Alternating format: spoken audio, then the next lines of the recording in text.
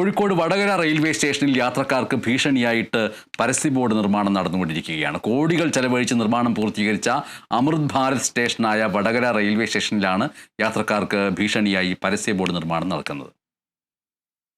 കാസർഗോഡുള്ള സ്വകാര്യ കമ്പനിയാണ് പരസ്യ ബോർഡിന്റെ നിർമ്മാണം ഏറ്റെടുത്തിരിക്കുന്നത്.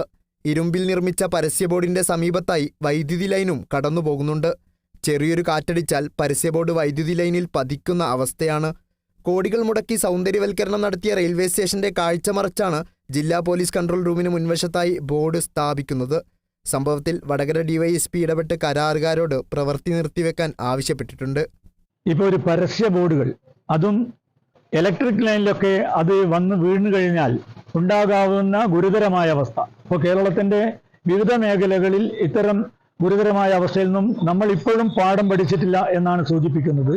റെയിൽവേ സ്റ്റേഷന്റെ കാഴ്ചയൊക്കെ തന്നെ നഷ്ടപ്പെടുത്തുന്ന രൂപത്തിലും നിരവധി വാഹനങ്ങൾ ഇടതടവില്ലാതെ സഞ്ചരിക്കുന്ന ഭാഗത്ത് ആളുകൾക്കൊക്കെ തന്നെ അപകടമുണ്ടാകുന്ന രൂപത്തിൽ വലിയ രൂപത്തിലുള്ള സൈൻ ബോർഡുകൾ സ്ഥാപിക്കുകയാണ്.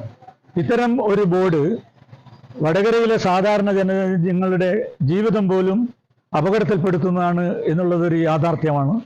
റെയിൽവേ സ്റ്റേഷനിൽ വലിയ രൂപത്തിലുള്ള വികസന പ്രവർത്തനങ്ങൾ നടക്കുകയാണ്.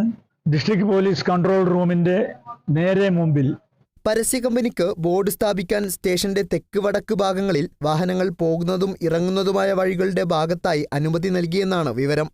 സംഭവത്തെക്കുറിച്ച് പ്രതികരിക്കാൻ റെയിൽവേ അധികൃതർ തയ്യാറായില്ലെന്നും ആരോപണമുണ്ട്. Kerala vision news, Kozhikode.